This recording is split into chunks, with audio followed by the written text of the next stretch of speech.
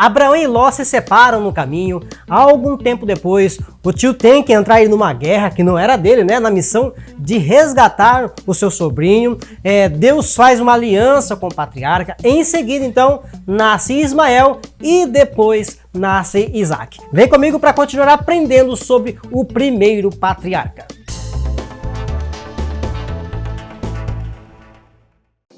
Olá pessoal, Anderson Jagger aqui mais uma vez com vocês e hoje para continuar esse estudo tão grandioso sobre o nosso querido Abraão. E no vídeo anterior nós aprendemos sobre a saída deles para Harã, a chegada da família em Canaã, sobre a fome que chegou por ali, sobre a ida deles até o Egito e a volta forçada deles para a terra de Canaã. E hoje nós vamos entender então o que aconteceu a partir do momento em que Abraão e Ló se separam, a partir do momento que eles decidem então ir cada um para um lado diferente. Pode ser que você tenha então pesquisado sobre Abraão aí no Google ou no YouTube mesmo e caiu direto nesse vídeo. Então faz assim, ó. Clique agora aí no botão vermelho para você se inscrever aqui no canal e ative, é claro, o sino de notificações para você não perder as próximas aulas, combinado? Porque quem é inscrito aqui no canal tem acesso aí a uma centena de videoaulas sobre os mais diversos temas da Bíblia. Tem leitura, gente, tem testemunhos também da minha vida e também tem orações que a gente vai começar a incluir aí na nossa programação durante o mês aí, né? Então teremos mais vídeos. Então não fique de fora, se inscreva agora, ok? Pessoal, no vídeo anterior eu falei sobre o problema que o tio e o sobrinho começaram então a enfrentar ali com os seus funcionários, justamente por causa aí dos rebanhos, né, que eram grandes naquele momento, que estava crescendo. Os dois estavam muito bem de vida, os dois tinham ganhado muito dinheiro e tinham muitos gados. Por outro lado, nós vemos ali Abraão mostrando maturidade, né? Nesse momento aí de tensão entre os dois, e ele resolve parar, né, e evitar com essas brigas bobas aí com o sobrinho, justamente por causa desse problema com o espaço, né, desse problema com o rebanho de cada um deles. Ele chama Ló e dá para ele a opção dele escolher o lugar que ele desejasse. Estava para ele escolher para onde ele queria ir. Era a escolha dele. Ló, que já tinha se mostrado ambicioso aí em outras ocasiões, escolheu o que para ele era o melhor lugar. Naquele momento ele via isso, né? Nesse caso, então, a planície ali do Rio Jordão, na região ali de Sodoma e de Gomorra, que antes de ser destruída, era comparada com o Jardim do Éden e também com o Egito. O tio se contentou com a seca e aparentemente infértil Canaã. Mas vamos ver daqui a pouco quem de fato levou a melhor nessas escolhas. Às vezes a gente se engana, né, com as aparências e as coisas não são como a gente pensa, não é verdade? A Bíblia vai relatar assim em Gênesis capítulo 13 e versículo 12. Vamos conferir o que diz a Bíblia a respeito dessa ocasião, dessa passagem. Habitou Abraão na terra de Canaã e Ló habitou nas cidades da Campina e armou as suas tendas até Sodoma. Fica evidente aqui que Ló tinha uma visão diferente do seu tio. Até mesmo seus objetivos não batiam com os de Abraão, eram muito diferentes. Os dois enxergavam as coisas de uma maneira muito diferente. A personalidade do sobrinho também era diferente, porque ele se inclinava então mais para os assuntos materiais, ligados a negócios diversos. Ele queria se dar bem na vida, queria ganhar ainda mais dinheiro. A gente já viu isso acontecer lá na cidade de Harã e também depois no Egito, certo? Eu falei sobre isso nos vídeos anteriores. Afinal de contas, esse foi um dos motivos principais pelo qual os dois se separam, né? Eles ficaram ricos até ali, ele queria muito mais ainda. Ló viu aí então muitas oportunidades quando se deparou com a rica cidade de Sodoma, aquela região grande, aquela região bonita, né, aos olhos desse. E foi isso que ele fez ao escolher aquela região, se dedicando então ao comércio ali, à criação de animais, que era a sua principal habilidade. Eu falei isso, vocês têm que acompanhar as aulas que estão nos vídeos anteriores, quem não acompanhou. Mas ele precisava então estar ali. Precisava viver aquela experiência longe do tio, era o momento dele. Mesmo porque depois que Ló se separou então do seu tio, Deus apareceu novamente para Abraão, confirmando que daria para ele aquela terra, né? A terra para a sua descendência, dando ordens, inclusive, que ele percorresse, andasse por toda aquela região. E mesmo que aquela cena parecesse infrutífera para Abraão, ele cria que Deus tinha algo maior para ele, para sua família, naquele lugar seco. Quando o seu sobrinho escolhe o lugar, ele se depara com um lugar totalmente grande, mas ali seco, né? Parecia que não tinha nada, não ia dar em nada. Abraão, então, não pensa duas vezes, ele levanta ali novamente as suas tendas, se fixa ali juntamente, né, dos carvalhais de Manre, em Hebrom, onde ele edifica então um novo altar a Deus, um novo altar para agradecer. Mais uma vez nós vemos aqui Abraão sendo grato a Deus. A gente percebe isso, né? Na jornada do patriarca, o quanto ele era grato a Deus, o quanto ele era agradecido, o esforço, né, que ele fazia para agradar, para agradecer a Jeová, toda vez que ele erguia um altar. No lugar que ele passava, ele erguia um altar para oferecer sacrifício, para adorar e para agradecer a Deus. Ele era dessa forma. A gente tem muito, na verdade, o que aprender então com o pai da fé. Vocês concordam? Conta aqui nos comentários para eu saber, ok? Vamos lá então. Depois de saber que ele era grato, que ele gostava então de oferecer ofertas, de oferecer sacrifício a Deus, a gente vai vendo então que o tempo foi passando, a vida foi seguindo ali tanto para Abraão quanto para Ló. É vida que segue, né? Os dois se separam, mas a vida continua, né? Cada um seguindo para o seu lado, cada um se dando bem, né? Depois de um certo tempo, não sabemos ao certo, a Bíblia vai nos contar no capítulo 14 de Gênesis que uma guerra estava para acontecer ali na região onde Ló estava morando. Uma guerra estava prestes a acontecer. Algo grandioso estava acontecendo naquele momento. Acontece que naquela época os reinos de Sodoma, os reinos de Gomorra, Admá, Zeboim e Zoar se cansaram então de servir e de pagar tributos para Quedorlaomer, que era rei de Elão. Eles serviam ali para aquele rei, né? Tinham essa questão de estar oferecendo, né, os seus serviços, mas o problema é que se passaram 12 anos, foram 12 anos que eles serviram pagando imposto, pagando tributo para aquele rei, mas chegou uma hora que eles cansaram. Eles cansaram daquela situação e acabaram então se rebelando, acabaram se revoltando, decidiram então fazer alguma coisa. É claro que Quedorlaomer não deixou barato, ele não ia deixar barato, nenhum rei que passa por isso vai deixar barato, então chamou mais 3 reis aliados para atacarem então e investirem ali na Palestina contra aqueles que estavam se rebelando contra eles, contra aqueles reinos, né? Estava declarada então, gente, a guerra. E os 4 reis que se reuniram ali saiu ferindo então vários povos, até bater de frente finalmente, né, com os reis de Sodoma e Gomorra e os seus aliados. Eram 4 contra 5 reis, né?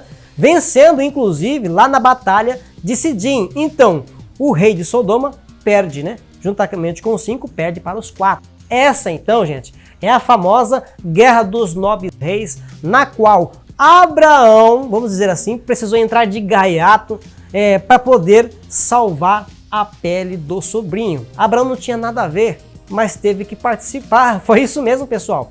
Era briga de gente grande, vamos dizer assim, né? Era briga de gente grande, mas Abraão então não pensou 2 vezes para entrar no meio dessa guerra. Ele amava muito seu sobrinho, amor de pai, vamos dizer assim, né? Ele considerava até mesmo irmão. Ele tinha então que tomar uma atitude, ele não podia ficar parado, sabendo o que estava acontecendo. Isso é empatia. O problema com Ló então começou justamente com essa derrota aí de Sodoma para os 4 reis. Foi quando ele perdeu para os 4 reis, o rei de Sodoma. E o povo então de Sodoma, juntamente com Ló, com a sua família, todos eles foram levados então como prisioneiros de guerra.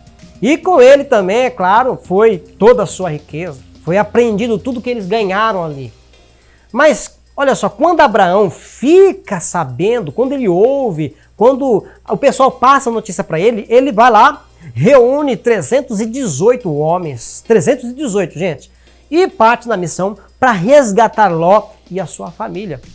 Ele junta aqueles homens ali que fazia parte, né, da sua tribo, dos vizinhos que estavam ali, e juntamente com seus aliados eles vão lá bravamente lutando contra os inimigos, perseguindo eles até as proximidades ali da cidade de Damasco. Eles não tiveram medo, eles foram corajosos e, é claro, tinham a bênção de Deus, né, acompanhando eles. E com a vitória garantida, ele não liberta apenas Ló e a família, eu falo o rei, né, que perdeu a guerra, mas também o povo de Sodoma. Abraão é vitorioso juntamente com os seus aliados. Agora, se até aquele momento, vamos dizer assim, né, vamos considerar que ele era apenas um patriarca, um simples patriarca, e ele não é, ele é um importante patriarca, né, e não tão conhecido assim até aquele momento, com essa importante vitória, ele provavelmente conquistou o respeito, né, dos povos vizinhos de Salém, dos povos que estavam ali rodeando a cidade de Salém. Esses povos também reverenciavam e também respeitavam o sábio rei Melquisedeque, aquele rei justamente que Abraão oferece os dízimos. Eu vou falar daqui a pouco, fica vendo. A verdade é que, de uma certa forma, esse povo também temia o grande líder, né, militar que se tornou o patriarca Abraão. Abraão se tornou poderoso. Nós aprendemos neste momento que o patriarca tinha então um currículo ali invejável, vamos dizer assim, né? Existia um currículo que trazia vitórias, conquistas. Poxa, sair com tanto de homem assim e vencer 4 reis não é para muito não. As suas batalhas, as suas conquistas, então, tornaram-se conhecidas em toda aquela região, tornando dele um líder muito respeitado. Abraão se tornou muito respeitado. As pessoas agora olhavam de um jeito diferente para Abraão, mesmo porque Bera, o rei de Sodoma, ofereceu a Abraão os bens saqueados por Quedorlaomer como recompensa, então, pela libertação do seu povo, pela libertação do povo de Sodoma, todos aqueles que ficaram prisioneiros. Mas o perspicaz Abraão, é claro, recusou a oferta. É claro, né? Nos versículos 23, 24 e 25 do capítulo 14 de Gênesis, a gente vai entender então o motivo dele recusar este convite, o motivo dele recusar esta oferta. Confere comigo o que diz a palavra do Senhor. Abraão, porém, disse ao rei de Sodoma: levantei a minha mão ao Senhor, ao Deus Altíssimo, o possuidor dos céus e da terra, jurando que desde um fio até a correia de um sapato não tomarei coisa alguma de tudo que é teu, para que não digas, eu enriqueci a Abraão. Salvo tão somente o que os jovens comeram e a parte que toca aos homens que comigo foram, que é Aner, Escol e Menre, esses que tomem a sua parte. Melquisedeque, que já conhecia, né, pessoalmente o patriarca, foi então se encontrar com Abraão. Ele foi ao encontro de Abraão após a sua vitória em Sidim, já no seu triunfante regresso. Melquisedeque sabia da notícia e foi ao encontro dele. A Bíblia nos ensina que o rei de Salém trouxe pão, trouxe vinho para Abraão e ainda o abençoou, ainda trouxe a bênção de Deus. Melquisedeque era servo do Senhor. Interessante isso, né? Abraão, então, mais uma vez demonstra a sua gratidão a Deus, dando, então, ao amigo, ao rei, né, o dízimo de tudo o que havia recobrado. Ou seja, ele dizimou por vontade própria 10% do que foi recuperado na guerra. Mas não vamos entrar nesse assunto de dízimo aí, porque é um assunto polêmico, né? Mesmo porque eu já falei sobre esse assunto aqui no canal, e o link está aí na descrição para você assistir depois. Se você tem dúvidas a respeito do dízimo, se é bíblico ou não, então você, depois que acabar esse vídeo, pode conferir nesse vídeo que eu fiz, o link está na descrição. Agora, em relação a Melquisedeque, nós chegamos à conclusão que esta é a única passagem que se encontra no livro de Gênesis, no capítulo 14, dos versículos 18 até o 20. Então, no Antigo Testamento, essa é a única vez que Melquisedeque é citado. Confere comigo. E Melquisedeque, rei de Salém, trouxe pão e vinho, e este era sacerdote do Deus Altíssimo. E abençoou e disse: bendito seja Abraão do Deus Altíssimo, o possuidor dos céus e da terra. E bendito seja o Deus Altíssimo, que entregou os teus inimigos nas tuas mãos, e deu-lhe o dízimo de tudo. Por outro lado, Algumas informações não bíblicas, tá, gente? Não estão na Bíblia, revelam que após a batalha de Sidim, Abraão continuou a ser fiel ao rei Melquisedeque. E de acordo com essas informações, ele se tornou então um líder militar de mais de 11 tribos vizinhas, de onde todos pagavam tributos, o chamado dízimo, né? Todos ali então pagavam o dízimo a Abraão. Abraão então teria fracassado em algumas tentativas de estabelecer então alianças diplomáticas com o rei de Sodoma, o rei que lhe havia oferecido aquela oferta, né, por ter sido liberto pelas mãos de Abraão. Isso porque essas informações revelam que existiu uma aliança militar estratégica entre este rei de Sodoma e de outros povos ali em torno de Hebrom. Resumindo, segundo essas informações, Abraão então tinha mesmo a intenção de formar aí um estado poderoso, um estado grandioso em toda a terra de Canaã. De acordo com essas informações, tá? E vou deixar bem claro, não estou falando da Bíblia, tá ok? Mas foi o sábio rei de Salém que teria convencido a Abraão para abandonar essa tentativa de formar aí um reino material e se tornar de fato aquilo que hoje o seu nome significa para nós, Pai da Fé. A Bíblia vai nos contar no Novo Testamento que Abraão é de fato o pai da fé, porque ele creu na promessa e isso foi imputado como justiça. E é o que nós vemos no capítulo 15 de Gênesis, quando Deus aparece novamente para Abraão e lhe conforta dizendo ser ele, né, o próprio Deus, o escudo e o grandíssimo galardão, ainda no versículo 1 deste capítulo. Abraão então se pergunta para Deus, como que ele será pai de uma grande nação se ele ainda não tem nenhum filho? Ele ainda pergunta, inclusive, se seria o seu mordomo Eliezer o seu herdeiro, já que ele não tinha filhos. Deus afirma que não, que o herdeiro saía dele mesmo, de Abraão, sangue do seu sangue. Deus então pede a ele a oferta de um sacrifício e revela a Abraão sobre o futuro da sua descendência. Ele começa então a dizer o que aconteceria com a sua descendência no futuro. Ele revela que os seus descendentes passariam pela escravidão pelo período aí de 400 anos, mas que depois retornaria então para a terra prometida. E foi o que aconteceu, né? Com Moisés, depois ali libertando o povo da escravidão no Egito. E isso a gente vai fazer um vídeo depois especial a respeito de Moisés e sobre a saída deles, né? Eu já fiz um vídeo sobre as 10 pragas, o link está na descrição também. Confere então comigo a passagem em Gênesis capítulo 15, dos versículos 13 ao 16, a respeito dessa promessa. Então disse a Abraão: saibas, de certo, que peregrina será a tua semente em terra que não é sua, e servi-los-á e afligi-los-ão 400 anos. Mas também eu julgarei a gente a qual servirão e depois sairão com grande fazenda.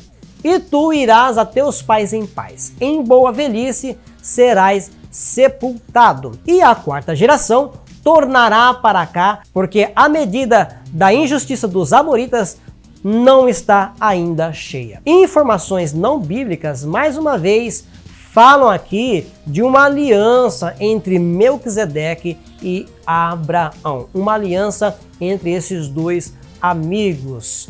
Tal aliança, então, seria uma espécie de reconhecimento, né, da parte de Melquisedeque da soberania de Abraão, que teria, então, cedido o seu trono. Melquisedeque teria cedido o seu trono ao patriarca e à sua descendência que viria, já que Melquisedeque não tinha descendentes para o substituir ali no reino de Salém. Ele não tinha filhos e nem teria filhos. E sobre isso até que faz algum sentido, né? Já que esta referência também é mencionada na Bíblia, lá no Novo Testamento, no capítulo 7 da Epístola aos Hebreus, que fala justamente sobre a falta de descendência deste sábio rei de Salém, que foi o rei e sacerdote Melquisedeque. Mas a Bíblia vai nos deixar bem claro no capítulo 15 de Gênesis que esse diálogo que Abraão teve com Deus e essa experiência foi verdadeira. ele realmente falou diretamente com Deus. E quanto a isso, nós não temos dúvidas. Ou seja, é Deus que promete a Abraão que ele teria inúmeros descendentes e que ele seria pai de uma multidão de nações. Era muito, igual a areia, igual as estrelas do céu, não dá para contar. E não foi só isso, tá? Deus também prometeu para ele que faria o nome dele ser grande, o nome de Abraão ser grande entre tantos nomes. Pois bem, vamos entender isso agora? Até agora, nessa história, sabemos que Abraão ainda era Abrão e ainda não tinha filho, certo? E após então Deus confirmar que ele seria pai de uma grande nação, ele esperava então, Abraão, esperava o momento em que essa promessa se cumprisse. Ele estava então desejando um filho. Se ele creu na promessa, ele estava ansioso para que essa promessa se cumprisse. Mas o problema é que ele e Sara estavam passando por um problema muito sério no casamento. Não era de relacionamento. É porque ela era estéril e não podia dar filhos para Abraão. Existia esse empecilho, esse entrave. Como que a promessa de Deus iria se cumprir? O capítulo 16 de Gênesis conta que Sarai, ainda não tinha essa mesma fé, não tinha essa mesma convicção que o marido tinha, de que ela poderia dar um herdeiro para ele, levando em conta a infertilidade que ela tinha. Ela olhava para aquela situação e não conseguia enxergar que ela teria um filho, que ela daria um herdeiro para o seu marido. Nesse momento de desespero, vamos dizer assim, Sarai tenta, então, ajudar Deus a cumprir com a promessa. Igual quando a gente faz alguma coisa para tentar ajudar a Deus a cumprir a promessa que Ele faz para nós. O capítulo ainda conta que ela resolve oferecer, Agar, uma serva egípcia que ela tinha, para o marido, para se deitar com o seu marido. Olha só a que ponto ela chegou. Para poder dar a ele, então, o primeiro filho. Olha, iria resolver o problema e ele seria pai de uma grande nação. A coitada da Agar, até então coitada, que não tinha outra escolha a não ser obedecer à sua senhora, namora ali então com o marido da patroa. Ela tinha que fazer isso. Então, o que acontece? Ela fica grávida de Abraão. Aconteceu. No entanto, assim que ela fica grávida, fica sabendo que está esperando um filho dele, ela e Sara começam então ali a ter problemas de convivência, já que a Agar ali na condição de mãe do primeiro filho de Abraão, começa então ali a debochar, a menosprezar a patroa. Ela já estava se sentindo a dona do pedaço. Vamos dizer a verdade, A posição dela de concubina ali estava subindo na cabeça da mulher. E olha que o filho dela ainda nem tinha nascido e ela já estava botando banca. Ela já estava sentindo e humilhando a patroa, humilhando a mulher de Abraão. Tanto foi que Sara então fica brava, é claro, com razão. Chega para Abraão, conta tudo o que está acontecendo para o marido. Abraão então joga a bucha para ela. Resolve aí, você que me ofereceu ela, Tipo assim, você que me ofereceu ela, agora você que resolva esse abacaxi, você que descasque esse abacaxi. O problema é seu. Ele lavou as mãos, vamos ser sinceros, Sara então aproveita, não perde a oportunidade e coloca então Agar para correr dali, ainda grávida, Ela foge então do acampamento de Abraão. Agar não tem outra escolha, sai correndo, foge. Confere comigo esse evento aí em Gênesis capítulo 21 e versículo 21. Tendo Agar fugido da presença de Sara, o anjo do Senhor apareceu-lhe quando se encontrava junto a uma fonte onde bebeu água.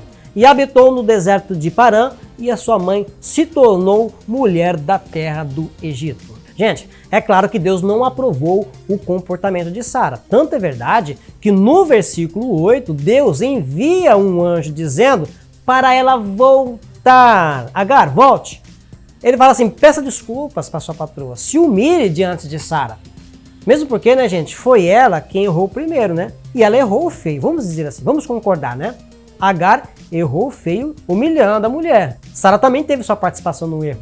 Deus ainda se mostra misericordioso e promete então a Agar que o seu filho também seria pai de uma grande nação e muito grande sobre a terra. Uma nação muito poderosa e inúmera como as estrelas do céu.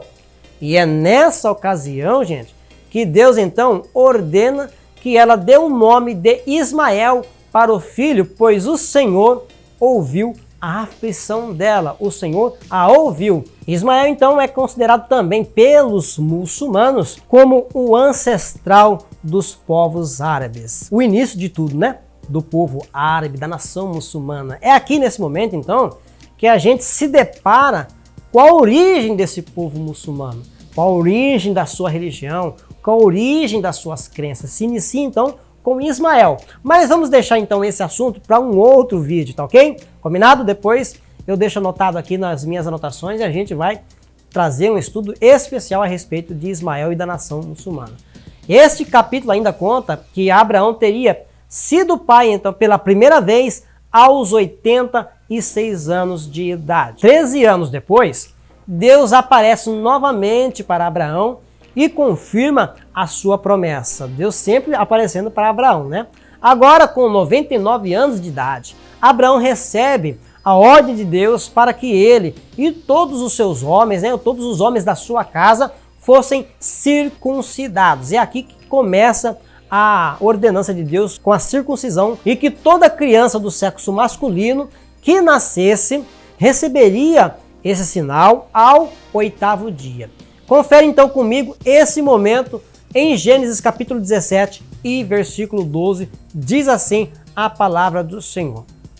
O filho de 8 dias, pois, será circuncidado todo macho nas vossas gerações, o nascido na casa e o comprado a dinheiro a qualquer estrangeiro que não for da tua semente.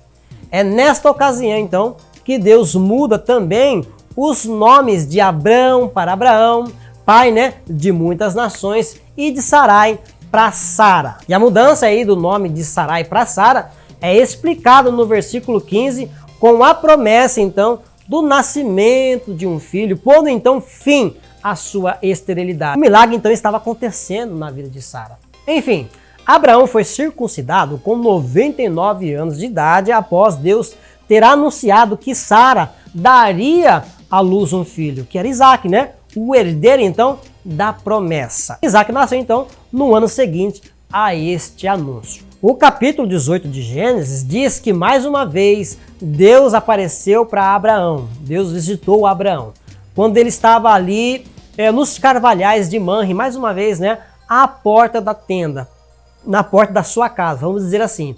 E viu então 3 homens celestiais chegando. Ele viu 3 homens, parecia anjos, né? E quando nós observamos aqui a forma como isso tudo aconteceu, como aconteceu esse encontro, toda a comunicação, né, entre eles, pode ser que seria ali, naquele momento, o próprio Senhor, o próprio Deus ali, acompanhado com 2 dos seus anjos. O que vocês acham? Conte aqui nos comentários para eu saber, ok? Assim que Abraão coloca os olhos naqueles homens, ele corre então ao encontro deles e se inclina com o rosto virado para o chão. Ele corre até eles e se inclina em sinal de reverência diante deles. O patriarca então pediu para que eles não fossem embora antes que ele pudesse lavar os pés deles, né? Comessem também alguma coisa. Então espera aí, não vai embora não, vou lavar os pés de vocês e vamos dar alguma coisa para vocês comerem. Gênesis 18, versículo 8, revela que o casal então preparou pães, deu bolo para eles comerem, ofereceu vitela, manteiga, deu leite, serviram eles e todos eles comeram. Agora, como que a gente explica 3 seres celestiais comendo alimentos da terra? É uma pergunta, né? Talvez até que dê um vídeo para a gente comentar a respeito disso. Diga aí nos comentários o que vocês acham. Um fato curioso é que eles comeram fora da tenda, eles não entraram para dentro de casa. E assim que eles terminaram de comer, eles ficam ali conversando de pé, né, debaixo de uma daquelas árvores. Quando de repente eles perguntam para Abraão: onde está Sara? Onde está a sua mulher? Porque estava ali só os homens, né? Abraão responde então que ela estava ali em todo o tempo atrás da tenda, né, atrás da porta. Sabendo então que Sara podia ouvir de onde ele estava, o Senhor diz no versículo 10: certamente tornarei a ti por este tempo da vida, e eis que Sara, tua mulher, terás um filho. Era uma mensagem direta de Deus para Sara. Sara, que estava escutando tudo atrás da porta, né, vamos dizer assim, dá aquela risadinha sarcástica, ninguém tá vendo mesmo, né? Dá aquela risadinha sarcástica, bem baixinho, para ninguém ouvir, já que ela e o marido já eram de idade avançada. Como que eles teriam filhos? Eu sou estéril também. Como que eu... Talvez ela estivesse pensando, rindo daquela maneira e pensando, né? Mas no mesmo momento o Senhor ouve esta risada, ouve o questionamento dela e pergunta para Abraão por que ela riu, como se houvesse algo impossível para Deus. E Deus tinha provado que até naquele momento Deus estava com eles. O Senhor confirma o que ele disse, que Sara teria um filho seu. Mas ao ouvir isso, Sara, envergonhada, é claro, nega tudo, né? Nega ter rido. Fica com vergonha. Acho que foi isso que aconteceu, não é possível. A gente faz isso quando está com vergonha, a gente nega com medo de ser repreendido, né? De levar uma bronca. O Senhor então diz que ela não deveria negar. Você não pode negar. Porque ele a ouviu rir sim. Eu ouvi você rir, não adianta você negar. Vamos dizer assim, vamos imaginar esse diálogo, essa conversa de Deus com Sara. Ela lá dentro e ele lá fora. O Senhor então diz que não ocultaria o que iria fazer a Abraão, porque ele então viria sim a ser pai de uma poderosa nação, de uma grande nação. E que nele, em Abraão, seriam benditas todas as nações da terra. Além de ser pai de tantas nações, todas as outras nações seriam benditas por causa dele. Nós estamos aqui hoje, né? E durante aquela conversa, o Senhor também avisa então a Abraão que as cidades vizinhas, Sodoma e Gomorra, seriam então destruídas, porque o seu pecado havia se agravado muito. Então aqueles homens viraram seus rostos e foram em direção a Sodoma. Mas Abraão continuou ali pé diante do Senhor e começou a falar sobre essa decisão de destruir, né?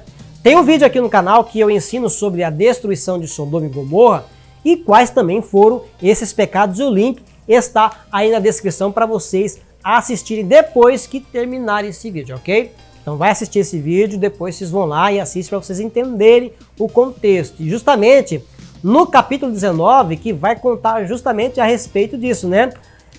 O capítulo 19 dá uma pausa na história de Abraão e foca então em Ló e na sua família que estavam ali em Sodoma. Então você pode assistir depois que terminar esse vídeo, tá o link na descrição aqui embaixo. Agora, lá no capítulo 20 de Gênesis, Abraão então parte de Hebrom para Gerar, na cidade de Gerar, que estaria então situada entre Cádiz e Sur, região correspondente à terra dos filisteus. Chegando lá, ele fica com medo de Abimeleque, que era o rei de Gerar. E a gente já viu isso acontecer, né? Abraão comete o mesmo erro praticado quando esteve lá no Egito. De novo, acontecendo ele ficar com medo. Ele diz então novamente que Sara era sua irmã. Então quando Abimeleque conhece Sara, na hora se apaixona por ela. Ou seja, ele se apaixona e pega a esposa de Abraão. É sua irmã mesmo, então vai ser minha esposa agora. O engraçado é que Sara teria duvidado, né, de Deus por ser avançada de idade e tal, não poder ter filhos, por ser estéril, mas parece que ela ainda era muito bonita. E com certeza ela ainda não aparentava ser velha como a gente imagina. Ela diz que é velha para não ter filhos, mas aparentemente ela não tem a aparência de velha. Por quê? Pensa comigo. Se Abimeleque se apaixonou por ela na primeira vista, era porque ela ainda era muito formosa, certo? O que vocês acham? Comente aqui embaixo para eu saber. Deus, é claro, mais uma vez, não gosta da atitude de Abraão.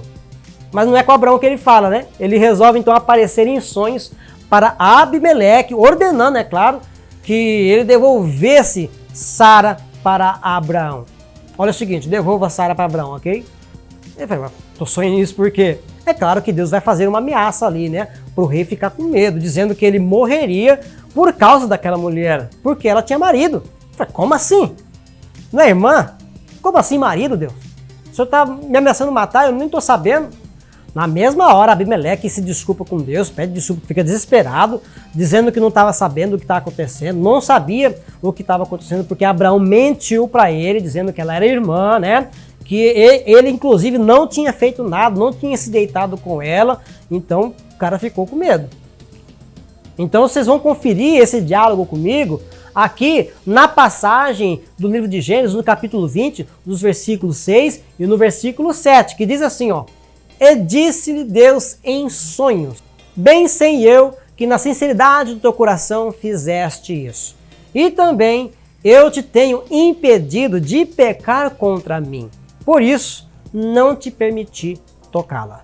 Agora, pois, restitui a mulher ao seu marido, porque profeta é, e rogará por ti, e para que vivas. Porém, se não lhe restituíres, sabe que certamente morrerás tu e tudo o que é teu.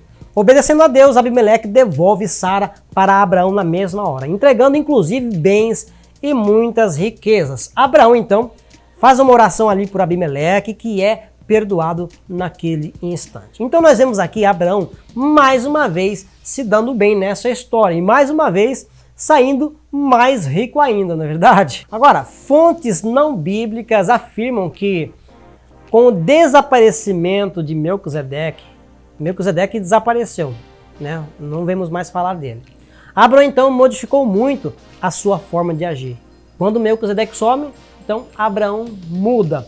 Inclusive, alguns historiadores defendem a ideia que era um outro Abraão que ocupou o seu lugar, que ocupou o lugar do rei de Salém. Mas poderia ter sido apenas a tristeza pelo desaparecimento de Melquisedeque e nada mais além disso. Mesmo porque não há um registro oficial da morte de Melquisedeque. Ainda assim, nós vemos aí uma menção do apóstolo Paulo a esse fato, né?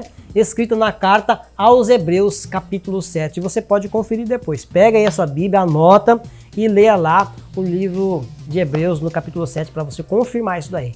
Abraão estaria então mais nativo ali, mais medroso, vamos dizer assim, né? Tanto que quando chegou em Gerar, ele ficou com medo de Abimeleque, que pegou a sua esposa e ele não falou nada, ficou quieto. Dizem que esse período aí aparente de covardia foi curto, não durou muito. E logo Abraão compreendeu então a herança proposta pelo seu antecessor do trono e começou ali naquele momento a proclamar a mensagem de um Deus único entre os povos filisteus e mesmo entre os súditos de Abimeleque. E de acordo com uma tradição judaica, aí, Abraão passou então a crer que existia apenas um só Deus ao refletir sobre a natureza do universo, né? Rejeitando então a idolatria dos seus pais.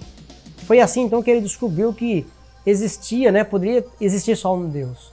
E de acordo com esses relatos, quando ele rejeitou então essa idolatria, ele foi lá e quebrou a cabeça de todos os ídolos que o seu pai tinha lá na loja dele, né? Deixando somente o maior deles, deixando inclusive para este ídolo, que era o maior deles, uma oferenda, uma oferta.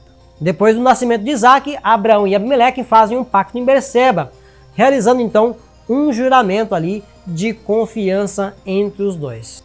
E finalmente nós chegamos ao cumprimento da promessa de Deus na vida de Sara, no capítulo 21 de Gênesis, onde Deus cumpre aquilo que tinha prometido para Sara, aquilo que tinha prometido para Abraão. O versículo 5 conta que Abraão estava com 100 anos de idade quando o seu filho Isaac nasceu. A promessa de Deus nasceu com a idade de 100 anos, né? Abraão com 100 anos. Informações não bíblicas dizem que foi uma cerimônia ali pública, né? E solene, onde Abraão teria apresentado Isaac lá em Salém como seu filho primogênito, excluindo Ismael daquela declaração, né? No entanto, a Bíblia relata que quando Isaac deixou de mamar, saiu do peito, né? Abraão teria promovido então um grande banquete, uma grande comemoração ali para poder, enfim, comemorar o nascimento de Isaac. Isso na Bíblia, ok? Agora, gente, no próximo vídeo, nós vamos aprender sobre a rivalidade que existia ali entre Isaac e entre Ismael depois que eles foram crescendo.